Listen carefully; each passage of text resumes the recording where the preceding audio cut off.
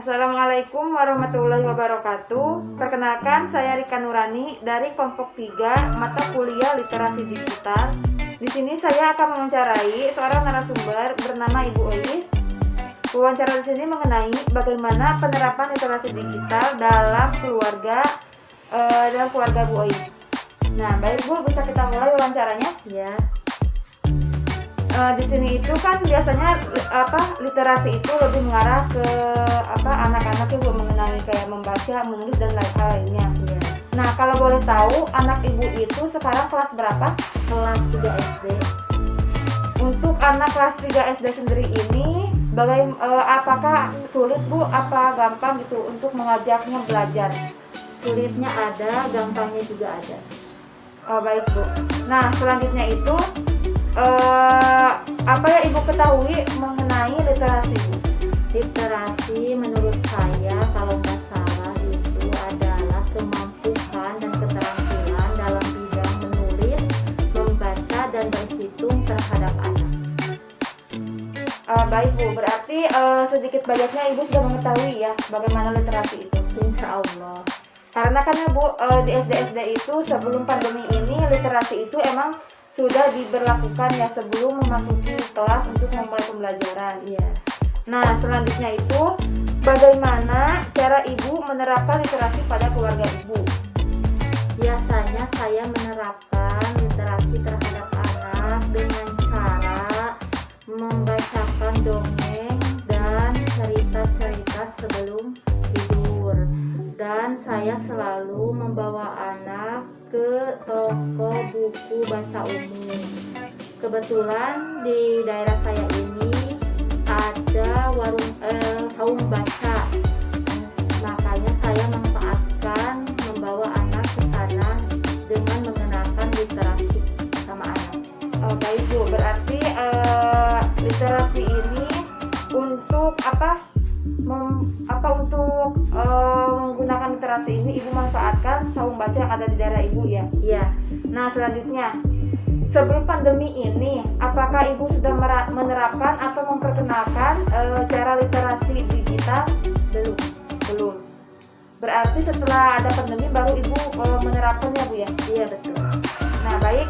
Kalau untuk sekarang ini kan lagi pandemi, bagaimana cara Ibu menerapkan literasi digital terhadap anak atau keluarga Ibu? Sedangkan seperti yang kita ketahui, seperti perpustakaan umum dan toko-toko untuk membaca buku itu sekarang banyak yang ditutup. Bagaimana cara Ibu menerapkan literasi digitalnya Bu?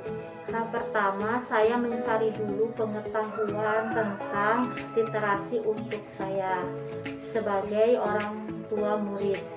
Terus saya supaya tahu tentang situs-situs negatif dan positifnya agar saya bisa menjelaskan dan menerangkan terhadap anak-anak supaya tidak keliru nantinya. Terus saya selalu memantau anak dengan menggunakan HP dikala waktu makan dan bermain. Baik Bu. Nah, selanjutnya adakah kendala yang Ibu rasakan dalam menerapkan literasi ini Bu? Kendala jelas ada, karena anak-anak zaman sekarang kalau sudah tahu HP susah diatur dan banyak alasan. Iya, baik Bu. Nah, selanjutnya tadi kan ada kendala. Nah, sekarang apakah ada kebermanfaatan dari literasi digital ini yang Ibu rasakan? Manfaatnya juga ada karena saya bisa memantau anak belajar di rumah. Anak tidak sering keluar. Oh iya, berarti anak lebih terpantau ya Bu di rumah dibandingkan belajar di luar ya? Iya.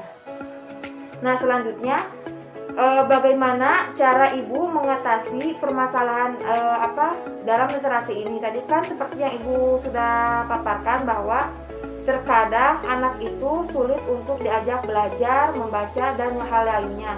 Bagaimana cara Ibu mengatasinya Bu? Sedangkan anak itu kan lebih sering menggunakan handphone itu untuk bermain. Kalau mengatasi anak itu, kita itu harus sabar dan tekun menghadapinya. cara mendidiknya itu harus benar-benar dipantau selalu sama anak. Terus Bu, adakah pembatasan waktu penggunaan handphone untuk anak? Ada dengan cara membagi belajar. Kalau untuk belajar itu 80%, kalau untuk bermain 20%. Jadi anak itu tidak terlalu jenuh dan terkekang dengan belajar, harus adanya juga bermain. Oh baik Bu, jadi Ibu sudah menerapkan ya Iya. pembagian antara belajar dan bermain. Mungkin Ibu cukup itu saja yang ingin saya tanyakan kepada Ibu. Terima kasih atas waktunya dan terima kasih juga sudah berkenan untuk saya wawancarai.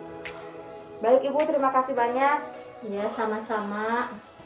Nah baik, jadi dapat disimpulkan dari wawancara ini bahwa Ibu Ais ini telah menerapkan literasi digital selama pandemi ini dengan pertama itu kitanya harus lebih menguasai atau lebih banyak memperbanyak pengetahuan kita untuk